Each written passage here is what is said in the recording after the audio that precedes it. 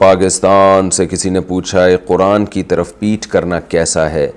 کیونکہ اکثر چلتے پھرتے قرآن کی طرف پیٹھ ہو جاتی ہے، اور اگر قرآن دوسرے کمرے میں رکھا ہوا ہو تو اس کی طرف پیٹھ کرنا کیسا ہے؟ کوئی حرج نہیں ہے، ان چیزوں میں بہت زیادہ غلو نہیں کرنا چاہیے، زندگی انسان کی تنگ ہو جاتی ہے۔ اب قرآن تو ہر گھر میں رکھا ہوتا ہے، الماری میں رکھا ہے، سامنے رکھا ہے میز پہ، آپ پش سے بھی بچیں گے، وہ تو بہت زیادہ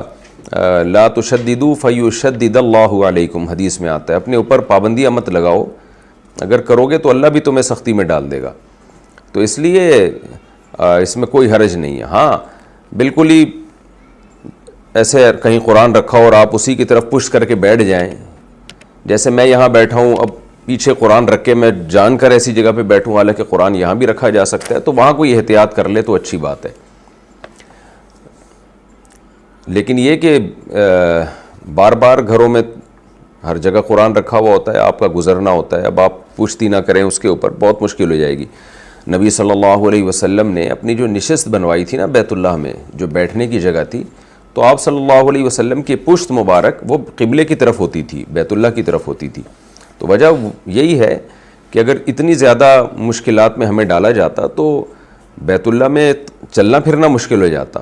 کتنی دور تک لوگ بیت اللہ کی طرف رخ کر کے پیچھے ہٹتے۔ میں نے دیکھا ہے کہ بہت سے لوگ بیت اللہ کی طرف رخ کر کے ریورس میں جا رہے ہوتے ہیں،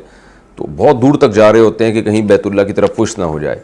تو یہ حرج ہے، اس حرج میں نہیں، نہ خود پڑھنا چاہیے نہ دوسروں کو ڈالنا چاہیے۔ ہمارے ہاں مسجدوں میں لوگ قرآن نہیں پڑھتے پچھلی صف میں، اسی چکر میں کہ سامنے کوئی آ کے بیٹھ جائے گا اگلی صف میں تو اس کی پشت ہوگی میری طرف، تو اس کا نقصان یہ ہوتا ہے کہ پچھلے صف میں کوئی تلاوت ہی نہیں کر رہا ہوتا، قرآن ہاتھ میں لے کے، مصحف ہاتھ میں لے کے تلاوت ہی نہیں کرتا ہے، تو کتنے لوگ تلاوت قرآن سے محروم ہو جاتے ہیں۔ تو بے ادبی نہ کی جائے قرآن مجید کی، لیکن ادب کو اتنا زیادہ مسلط کر لینا کہ اس کی وجہ سے عمل سے محروم ہو جائیں یا حرج میں پڑھنے لگیں، یہ بھی دوسری طرف ایک نوعیت کا غلو ہے۔